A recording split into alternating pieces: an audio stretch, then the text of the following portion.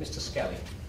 Thank you, Lord. I heard a number of references earlier with regards to the Lisbane report, which is encouraging, shows the candidates have done their homework.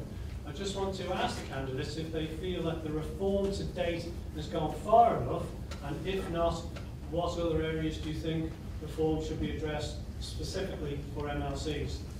So first on that one I have Mr Ramsay.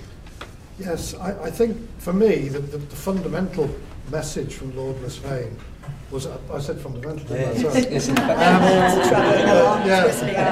But the thing that really struck me, and I don't think it was taken sufficiently seriously, was his point about the balance between the executive and the Parliament, and the 80-something% of people who are involved in some way in government. I wouldn't be as prescriptive as him to say, you should only have one member per department, but I think having more members outside departments, and maybe by developing the scrutiny side, would be a healthy step. I also think the Nominations Commission idea might be a cleaner way of running these elections. Not that there's anything wrong with this election, but I think it would mean that the members were more detached from the candidates and would then just be able to judge entirely on their merits rather than getting committed very early on in some cases to people.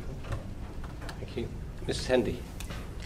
I think the decision you made that Legco shouldn't vote for the Chief Minister in Tynwald, I think that's the right decision. I would agree with that.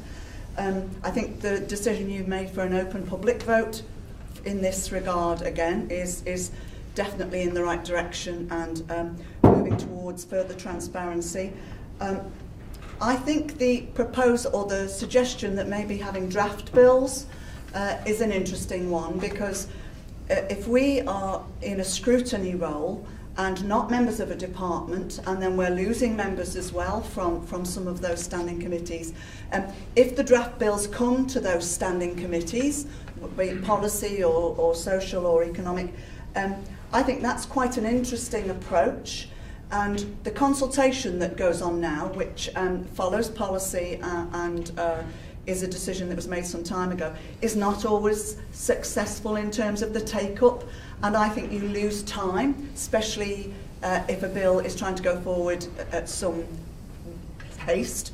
And so I think the draft bill proposal is a very interesting one, and I think there may well be some mileage in that, as in terms of the Lisbane report. Thank you. Hide behind the pole. Mr Hardy. I think the delineation between the roles is important. I think that what Lord Lisbane has done is effectively come over and look at our Parliament and point out what he thinks should change. I think that the MHKs at this minute in time should cherry pick the best from that idea and to take the ideas that make sense, because who knows it better than you do, because you're working it. And obviously our opinions, should we be elected, would be taken into account with that. I think that it's the draft thing. I'm very much with you on that as well with regards to what's presented to you earlier. It gives you more opportunities to take on board other people's opinions and to make sure that those things are put into place. I think that would be a good thing as well. Thank you. Mr Cartledge. Thank you. I'm very supportive of the reform, and it's interesting that the Treasury Minister spoke when the vote, the debate was going on about the Lord Bishop, and I think I share the same splinters that he did, where he said he wanted to sit on the fence and to try and make a decision a bit further down the line. And that for me is all part of evolution, not revolution. I think we have something unique on this island, and I think we need to take gentle steps in the way that we change things and make sure we understand the consequences of each step before we've moved on to something else. I was going to talk about the draft bill proposal, which I think is an excellent idea. So yeah, supportive reform, but gentle. Mrs Sharpe. I think I would echo that. I think that the proof of the pudding is in the eating, and Tynwald is still here after 1,000 years. So yes, there's always room for reform, but I think that slow evolution is probably the way forward for Tynwald. Could it work better?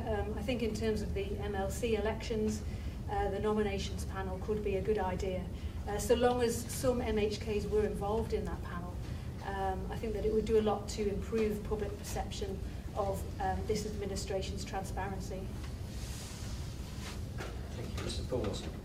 I think one of the main things I would like to see more of, or continued evolution of, is the job description for MLCs. I think when it was presented to Tynwald, at the moment it's broadly written, and I think there is scope through evolution, through the development of the role, to come to a bit more clarity about how the Legislative Council role sits alongside the MHK role, and what the distinct differences are. Because I think for members of the public, one of our things that I think everybody agreed with, hand on heart, is that we want everybody in the Isle of Man who thinks they have something to bring to our Parliament, whether as a member of the House of Keys or Legislative Council, to feel able to participate. But I think there are quite clear distinctions, and people should understand which of those roles they should put themselves forward for and on what basis.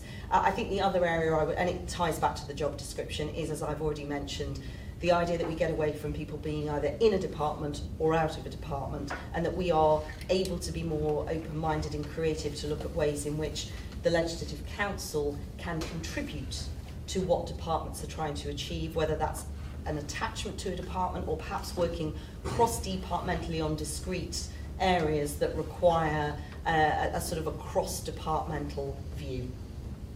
Mrs. Chambers. Yes, thank you. I think watching how it's all evolving is very interesting. I think I agree with Jane that the job description, next time they're issuing a job description, I'm sure it will be very different. I think that it's not exactly clear what the role is at the moment, and that will be the job of the new council, working with the members to evolve the role. Things like CPD, and there's an awful lot I think that could be done with the role. And we'll watch it evolve. I think the nominations committee is very, I think it would be an effective way of making the process a little bit more easy to manage, perhaps. And the draft bill, I also think that would be a big improvement. Councillor Skinner. Thank you. I think by taking it a piece at a time is the right decision. I mean, it would be easy to rush the whole thing through, and you could, the whole thing could go pear-shaped, as it were. I think it's important that the roles of both chambers and particularly LegCo is clearly defined. The draft bill proposal has already been touched upon, as has the nominations panel. It's interesting, however, as publicly elected members, it has to be borne in mind that the electorate has put its trust in you to elect the right people and make the right decisions in electing LegCo.